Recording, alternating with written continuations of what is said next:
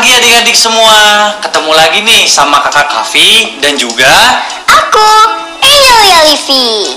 Nah, buat adik-adik di rumah jangan kemana-mana ya. Hari ini tuh akan seru banget loh. Jangan lupa juga untuk menyiapkan buku latihan kalian. Dan pastinya sebelum belajar, ayo kita gerakkan badanmu terlebih dahulu untuk lakukan senam ringan agar tubuhmu sehat.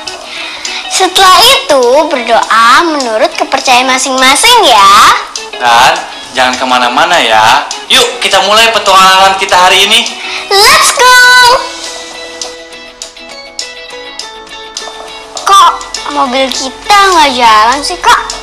Iya nih dek, lagi macet parah nih. Wah enak ya Transjakarta. Jalurnya beda sendiri dan nggak kena macet. Nah, itu dia salah satu kelebihan dari transportasi umum yang dikelola dengan baik oleh pemerintah, supaya kalian bisa nyaman naik transportasi umum. Nah, transportasi umum punya jalur sendiri dan bebas macet.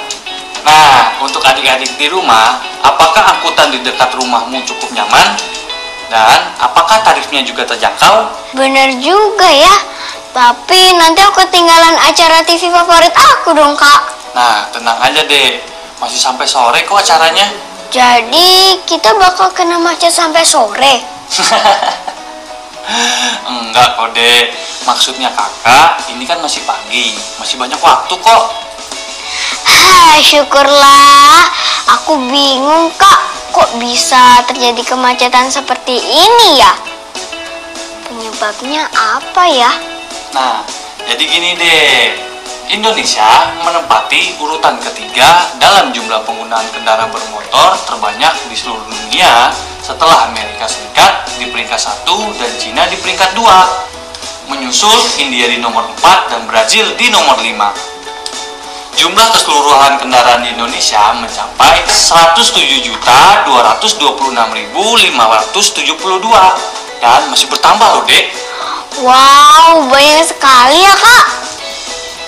3 dari 10 mobil di Indonesia berada di Jakarta.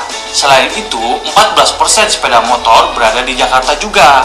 Setiap harinya, Jakarta kebanjiran 1.130 unit kendaraan baru yang terdiri dari 240 unit mobil dan 890 unit motor. Wah, adik takjub kak. Nah, itu berarti 80% kendaraan di Jakarta didominasi oleh sepeda motor. Nah, pertumbuhan jumlah kendaraan di Jakarta sangat pesat, apalagi sepeda motor. Di tahun 2017, angkanya naik menjadi 5 juta. Adik jadi paham kenapa kota Jakarta jadi macet banget kak. Kasian kak yang lainnya kalau ada yang buru-buru, terus terjebak macet. Nah, betul deh, kakak setuju. Selain kerugian pribadi, negara juga rugi loh akibat kemacetan di Jakarta. Terjadi kerugian 68 triliun per tahun atau setara dengan 186 miliar per hari. Ya ampun. Dek, menurutmu jenis kendaraan bermotor apa sih yang paling banyak di Indonesia? Ayo, bagaimana adik-adik yang lain? Sepeda motor kak. Betul. Oke, selanjutnya, di wilayah manakah terdapat paling banyak kendaraan bermotor pribadi? Yang paling banyak di kota Jakarta kak. Ah, benar. Wah, adik hebat ya. Adik-adik di rumah juga hebat. Baiklah, selanjutnya. Jika jumlah kendaraan bermotor pribadi terus meningkat di kota Jakarta, apa deh yang akan terjadi? Yang akan terjadi adalah kemacetan yang parah kak. Betul. Tos dulu dong. Hore! Nah, kalau sudah terjadi kemacetan parah, apa kerugiannya bagi masyarakat Jakarta? Seperti yang kakak jelaskan tadi, akan terjadi kerugian keuangan yang ditimbulkan oleh kemacetan. Benar lagi. Jawaban kamu tuh selalu benar ya. Kamu hebat deh. Nah, yang terakhir ini nih yang agak sulit. Adik masih ingat nggak ya kira-kira? Apa tuh kak? Nah, berapakah jumlah kendaraan bermotor pribadi di Indonesia? Berapa ya kak? Masih ingat nggak, Dek? Ade cuma ingatnya lebih dari 107 juta, Kak. Hehe. Ya, betul. Bener. Total keseluruhannya 107.226.572 dan masih bisa bertambah lagi loh, Dek. Tapi adik hebat banget nih, masih ingat kisarannya. Hehe, terima kasih ya, Kak. Nah, untuk adik-adik di rumah, bagaimana dengan hasil latihanmu barusan? Apakah masih ada yang jawabannya salah? Jangan khawatir ya, kamu masih bisa mengulang lagi pelajaran kita hari ini. Semangat terus ya, teman-teman. Nah, karena masih macet, yuk kita menepi dulu yuk. Kita istirahat dulu. Asik. Oh iya, Kak. Aku mau tanya nih, kira-kira kita bisa nggak ya menyampaikan keluhan kita terhadap kemacetan ini? Kalau boleh, caranya gimana, Kak? Nah, boleh dong, Dek. Tentunya kita bisa memberikan keluhan kita lewat surat pembaca. Surat pembaca. Surat apa itu, Kak? Ade baru dengar. Nah, jadi surat pembaca adalah surat yang dituliskan oleh pembaca dan dimuat dalam surat atau koran, tabloid, atau majalah yang berisi tanggapan, kritikan, saran, keluhan, kekecewaan, ajakan, himbauan, ucapan terima kasih, dan lain sebagainya. Surat pembaca dapat berupa saran terhadap sesuatu permasalahan. Surat ini tidak bersifat rahasia ya, karena isi surat akan diketahui oleh masyarakat. Surat pembaca juga ditulis dengan bahasa yang sopan, jelas, dan komunikatif agar pesan yang telah ditulis melalui surat pembaca bisa mendapatkan tanggapan dari masyarakat atau pihak yang terkait. Oh, begitu, Kak. Nah, buat adik-adik di rumah, kalian bisa menulis surat pembaca yang berisi saran atau himbauan untuk mengurangi penggunaan kendaraan pribadi. Jangan lupa untuk meminta bantuan ayah, ibu, saudara, atau anggota keluarga kalian yang lainnya untuk mengecek pekerjaanmu ya. Ayo, Kak, kita minum. Eits, sebelum minum kita harus pakai dulu nih hand sanitizer. Oh iya, Ade lupa, Kak. Nah, di masa pandemi ini kita harus menerapkan protokol kesehatan seperti yang dianjurkan oleh pemerintah. Nah, seperti kalimat persuasif yang ada di poster itu, Dek. Kalimat persuasif. Apa itu, Kak? Jadi begini, kalimat persuasif itu adalah kalimat yang berisi tentang sebuah ajakan atau himbauan kepada seseorang atau banyak orang. Ikan, kata ayo lakukan itu adalah ciri-ciri dari kalimat persuasif. Oh, seperti itu, Kak. Kalau marilah atau cobalah termasuk kata persuasif, kan? Betul sekali. Selain itu, apalagi nih, Dek, contohnya? Oh, seperti ini nih, Kak. Biasakan sarapan pagi sebelum beraktivitas. Begitu bukan, Kak? Nah, 100 buat Ade. Yeay! Coba sekarang kakak tanya ya. Adik-adik di rumah juga bisa menjawab di buku latihan kalian ya. Yang pertama, coba tentukan kalimat ini kalimat persuasif atau bukan. Cobalah menu baru dari warung pecel lele Pak Kohar. Nah, termasuk persuasif atau bukan, Dek? Persuasif, Kak. Oke, kata persuasifnya apa? Cobalah, Kak. Sip, betul sekali. Nah, kedua nih, warung pecel lele Pak Kohar memiliki menu baru yaitu lele saus mangga. Bukan persuasif, Kak, karena kalimat tersebut hanya memberikan info saja, tapi tidak memberikan ajakan. Wah, hebat ya, Dek. Nah, lanjut ya. Kerjakan PR kalian dengan baik dan benar. Nah, ini persuasif atau bukan? Bukan, Kak. Nah, hebat banget sih, Adek. Sudah menghafal kalimat persuasif atau bukan? Iya dong, Kak. Oke, yang terakhir ya. Marilah menjaga ketenangan di saat ujian sekolah. Persuasif, Kak. Ya, betul sekali. Asik. Nah, buat adik-adik di rumah, bagaimana nih dengan hasil latihannya? Ada yang benar semua nggak? Ayo, tunjuk tangan. Buat yang jawabannya masih ada yang salah, jangan berkecil hati ya.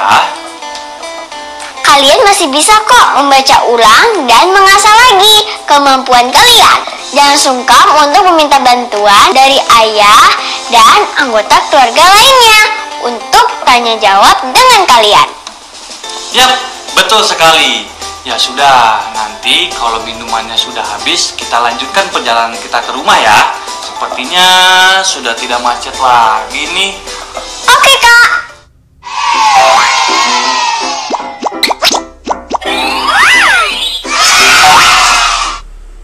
Selamat datang kembali adik-adik semua. Kali ini kakak akan memberikan latihan kepada kalian semua. Sudah siap semua? Baiklah, perhatikan tabel di sebelah ini. Setiap pagi, Ibu Dian dan satu orang anaknya pergi dari Sidoarjo ke Surabaya dan kembali lagi ke Sidoarjo pada sore harinya. Tentukan biaya transportasi termurah yang harus dikeluarkan untuk perjalanan Bu Dian dan anaknya selama 7 hari. Catatlah tarif kendaraan umum yang paling murah dari Sidoarjo ke Surabaya dan kembali lagi ke Sidoarjo. Mudah sekali bukan? Sekarang kakak akan menunjukkan kepada kalian cara menghitung. Jika dilihat dari tabel di samping, kendaraan apa sih yang tarifnya paling murah dari Sidoarjo ke Surabaya? Yap, betul sekali, kereta komuter. Dengan harga 4.000 sekali jalan untuk pulang pergi, artinya kita harus mengalihkan 2 tarifnya, sehingga tarifnya menjadi Rp8.000 sekali pulang pergi untuk 1 orang. Dikalikan 7 hari, maka hasilnya adalah Rp56.000 untuk 1 orang. Tugasmu adalah menentukan berapa sih ongkosnya yang harus dikeluarkan untuk 2 orang selama 7 hari. Nah, hitunglah dengan teliti dan jangan lupa ya untuk meminta ayah, ibu, atau anggota keluargamu yang lain untuk memeriksa pekerjaanmu ya. Semangat! Jadi sampai mana prosesnya? Sekarang kakak harus menghitung biaya pembangunan temboknya nih. Aku bantu hitung ya. Boleh nggak, Kak? Ya boleh dong. Oke, apa yang bisa aku lakukan, Kak? Pertama-tama, kita lihat dulu nih bentuknya. Bentuk ruang garasi ini memiliki panjang, ada lebar, dan ada tinggi. Menurut Adek, jika ini dibangun ruang garasi, bentuknya akan seperti apa sih? Balok ya, Kak? Ya, betul sekali. Adik masih ingat nggak cara menghitung luas permukaan balok? Aku lupa, Kak. Yang aku ingat hanya menghitung luas setiap bidang sisinya, Kak. Nah, iya Dek. Yang akan kita buat itu sisi kiri, kanan, depan, belakang, dan dikurangi dengan luas pintu garasi, Dek. Kok dikurangi pintu garasi, Kak? Karena pintu itu bukan tembok, dan itu menggunakan bahan yang berbeda. Oh, oke. Nah, kamu masih ingat nggak bagaimana cara menghitung luas permukaan tembok garasi? Jadi kalau begitu yang dihitung adalah luas sisi kanan dan sisi kiri ditambah luas sisi depan dan belakang dikurangi luas pintu. Berarti menghitung permukaan luas tembok garasi adalah 2 kali P kali T tambah 2 kali L kali T dikurangi luas pintu. Sebelum kita menghitung biaya, nah, tahap pertama adalah menghitung luas tembok. Caranya, hitung terlebih dahulu luas tembok tiap bagiannya, kemudian pada salah satu bagian tembok dikurangi dengan luas pintu.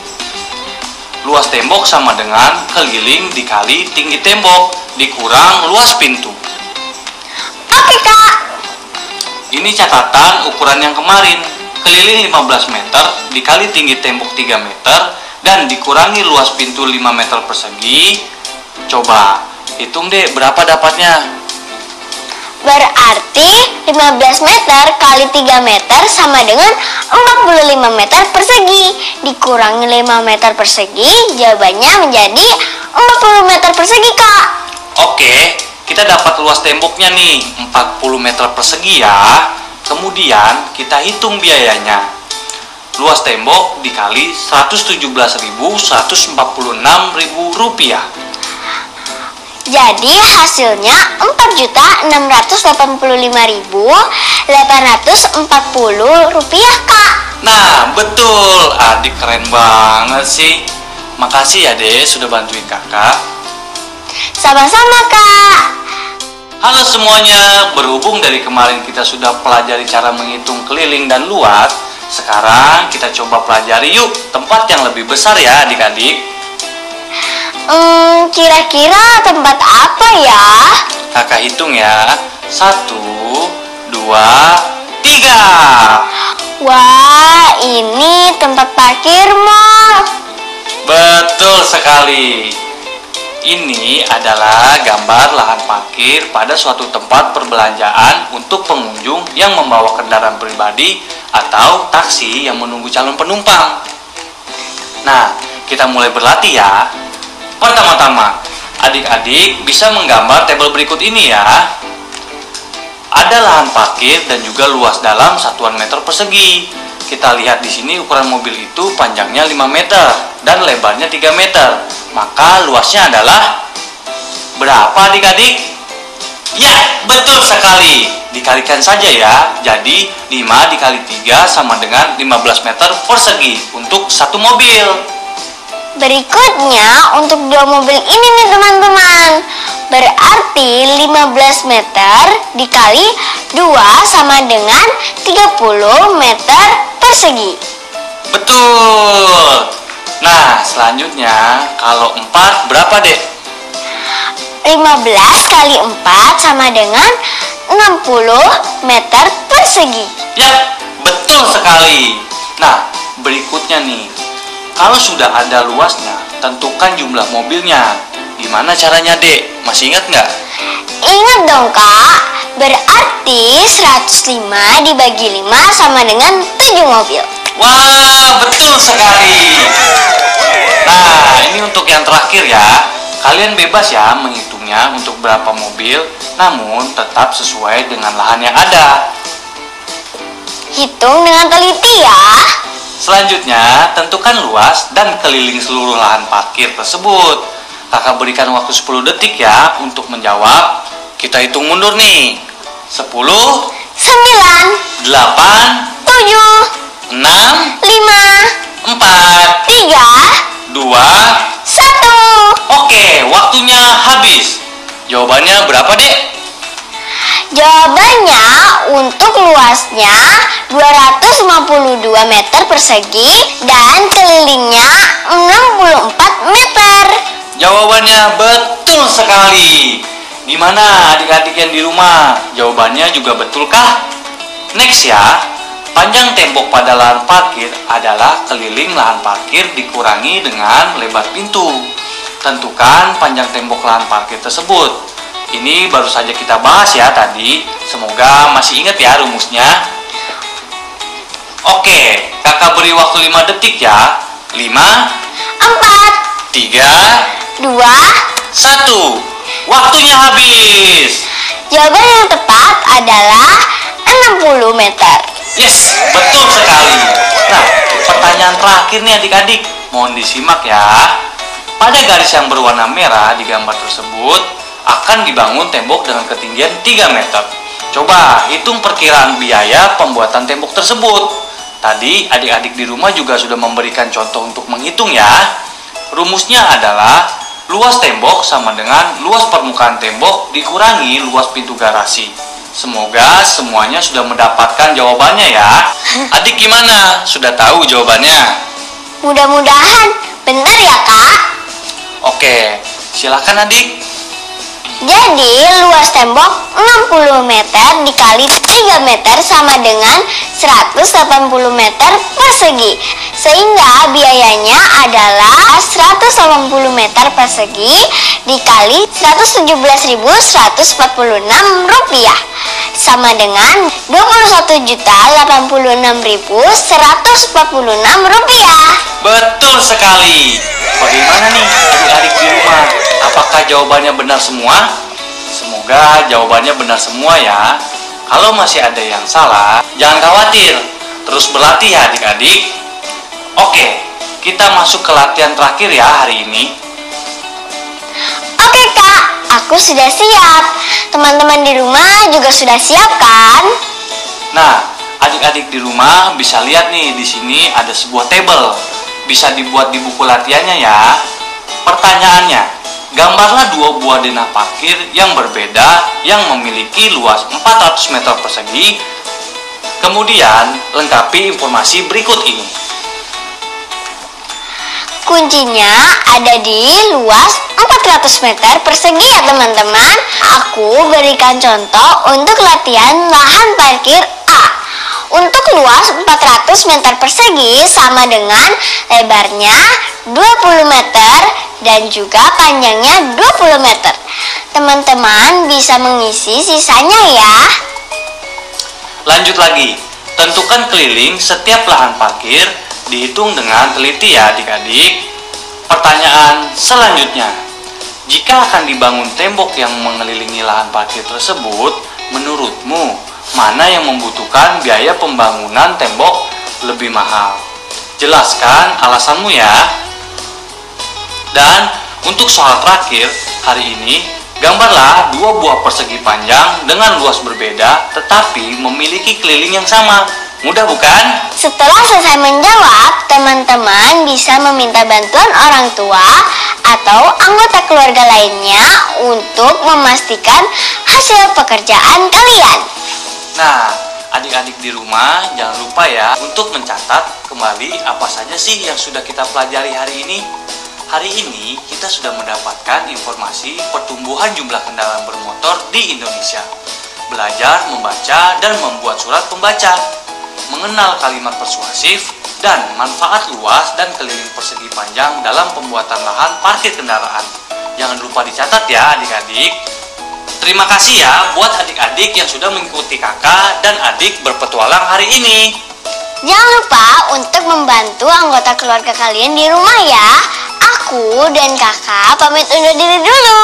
Kami pamit undur diri dulu ya. Tetap semangat dan rajin belajar ya adik-adik. Sampai jumpa besok. Dadah!